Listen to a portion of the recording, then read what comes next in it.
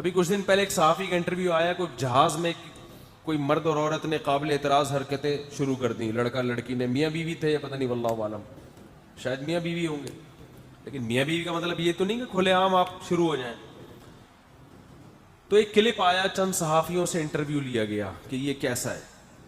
تو ایک مشہور لبرل صحافی ہیں, سب جانتے ہیں, ان کا نام لینے کی ضرورت نہیں ہے.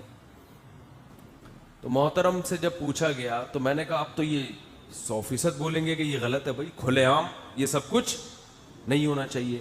لیکن وہ صحافی جو ہیں ان کا کام ہے علماء کے خلاف, مولویوں کے خلاف, براہ راست اسلام کو برا نہیں کہتے, ویسے نبی کی بڑی تعریفیں کریں گے, نبی نے یہ سکھایا, نبی نے یہ سکھایا, لیکن جہاں بے حیائی کی بات آئے گی وہ بے حیائی کو پروموٹ کرتے ہیں.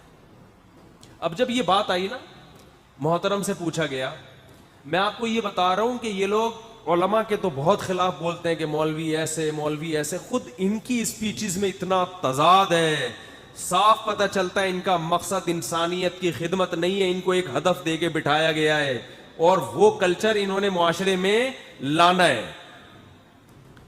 تو جب پوچھا گیا محترم سے کہ یہ جو پی آئی اے میں حرکتیں ہو رہی تھیں آپ کیا کہتے ہیں اس کے بارے میں, تو محترم کا اسٹائل دیکھو, اوہ گورا کہاں سے کہاں نکل گیا, اور ہم ابھی تک انہی بحثوں میں پڑے ہوئے ہیں کہ جہاز میں اس نے یوں کس کر لیا تو اس نے ہاتھ پھیر لیا تو اس نے یوں کر لیا. کیا ہو گیا ان مولویوں نے مسلمانوں کو کہاں لگا؟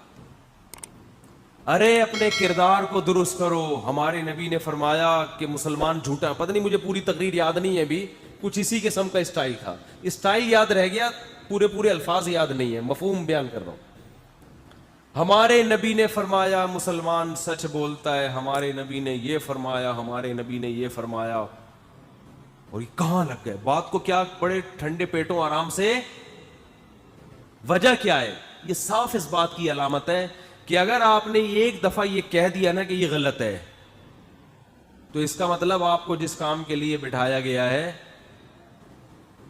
وہ تو آپ تو اس ہدف کے خلاف چلنا شروع ہو گئے نا. تو اب یہ بھی نہیں کہہ سکتا تھا کہ یہ صحیح ہو رہا ہے, پبلک پیچھے پڑ جاتی, یہ بھی صحیح ہو گیا.